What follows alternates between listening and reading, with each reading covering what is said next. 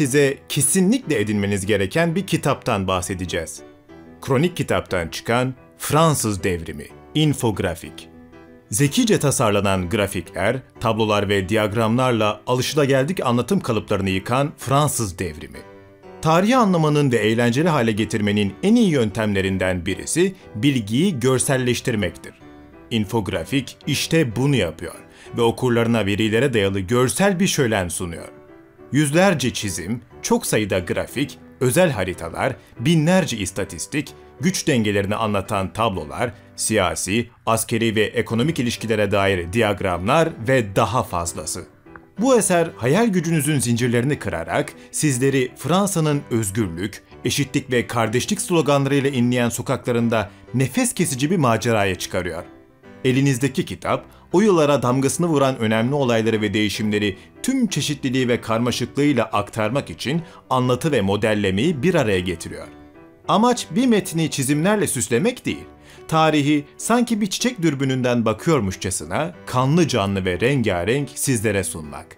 Kitabın linkine açıklamalardan ulaşabilirsiniz diyoruz ve videomuza geçiyoruz. İnsanoğlunun günümüz Fransa topraklarındaki serüveni binlerce yıl öncesine tarihlenmektedir. Fakat ilk yazılı kayıtlar bizleri Demir Çağı'nın sonuna götürmektedir. Roma kaynakları bölgede Akitanyalılar, Galyalılar ve Belgaların varlığından bahsetmektedirler. Kelt kültürüne mensup Galyalılar, M.Ö. 6. veya 5. yüzyılda Orta Avrupa'dan buraya göçmüşlerdir. Ayrıca Fransa'nın güneyinde Yunan ve Fenike kolonileri de bulunmaktadır. İtalya Yarımadası'nda kurulup güçlenen Roma Cumhuriyeti, M.Ö. 122 yılında Fransa'nın güneyini alarak Gallia Narbonensis adıyla adlandırdı. Daha sonra Roma konsülü Julius Caesar, M.Ö. 58-50 yılları arasında bir dizi sefer düzenleyerek Galya'nın tamamını fethetti. Caesar'ın Galya seferiyle ilgili videoya sağ üstteki karta tıklayarak ulaşabilirsiniz. Roma egemenliğindeki Galya'da güçlü bir kültürel devrim yaşandı. Kelt kültürünün yerini yavaş yavaş Gallo-Roma kültürü aldı. Bölge Roma ile iyice bütünleşti.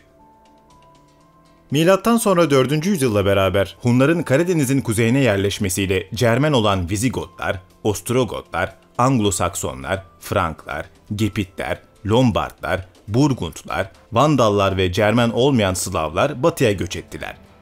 İspanya'ya, hatta Kuzey Afrika'ya kadar ilerlediler. Kavimler göçü Batı Roma'yı çöküşe götürdü. Salyan Frankları lideri Clovis, bazı Germen kabileleri yenip 486 yılında Merovinj hanedanını kurdu. Orta ve Kuzey Galya'yı yönetiminde birleştirdi. Kısa süre sonra Hristiyanlığı kabul edip sınırlarını genişletti. Onun ölümüyle krallığı miras yoluyla bölünse de etkinliğini devam ettirdi. Franklar İspanya'yı alıp daha kuzeye sokulan Müslümanları Avusturya Saray Nazırı Charles Martel önderliğinde 732 yılında Poitiers Muharebesi'nde durdurdular. Bu muharebenin detaylı anlatımını da sağ üstteki karta tıklayıp izleyebilirsiniz. Charles Martel'in oğlu Kısa Pepin öne çıkıp 751'de Frankların kralı oldu ve Karolinj hanedanını kurdu.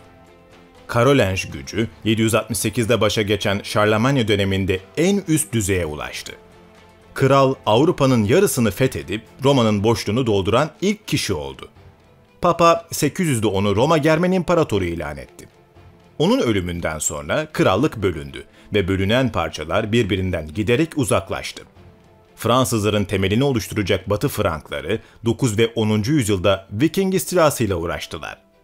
Vikinglerin bir kısmı krallığın batısına yerleşip Fransızcayı benimsedi. 987'de Hugh Capet, Fransa'da Karolinj hanedanını devirdi. Bundan sonra ülke Frankya adından hareketle Fransa olarak anıldı.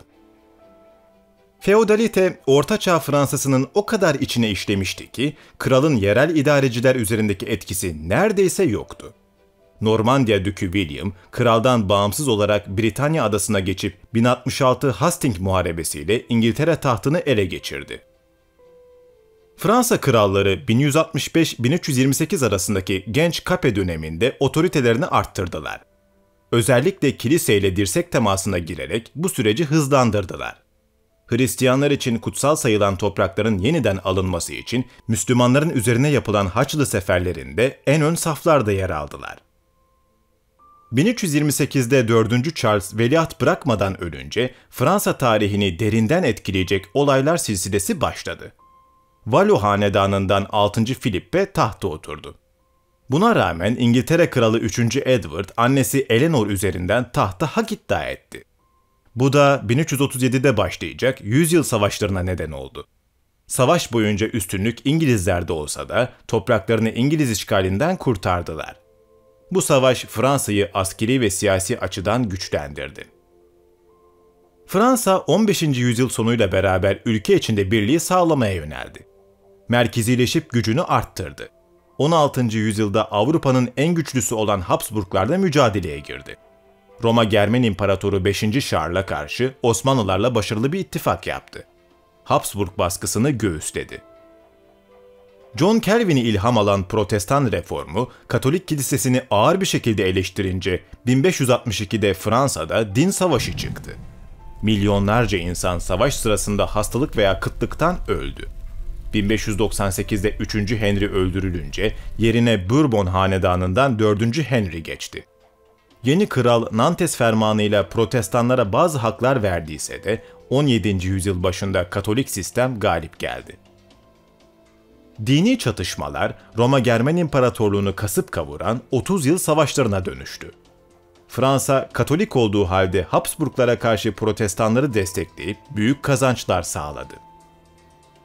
1643'te Güneş Kralı olarak adlandırılan 14. Louis tahta geçti. Onun 72 yıllık iktidarında Fransa büyük bir atılım yaptı. Kralın agresif ve yayılımcı politikası Fransa'yı 50 yıl boyunca Avrupa'nın en güçlüsü yaptı. Ayrıca Fransa 14. Louis ile sanat ve bilim alanında zirveye ulaştı. Yapısal reformlar modern Fransa'nın temellerini oluşturdu. 14. Louis dönemi mücadelelerinin ekonomik faturası ağır oldu. 18. yüzyılda ilerleme yavaşladı. Avrupa'da dengeler değişti. Prusya ve İngiltere güç kazanırken eski düşmanlar Fransa ve Avusturya birbirine yaklaştı. İngiltere ve Fransa arasındaki koloni yarışı 1756-1763 yıllarını kapsayan 7 yıl savaşlarıyla zirveye taşındı. Fransa mağlup olarak Kuzey Amerika'daki sömürgelerini kaybetti. İntikam için Amerika'daki kolonileri Bağımsızlık Savaşı'nda İngilizlere karşı destekledi. Bu savaş sonucunda ABD kuruldu.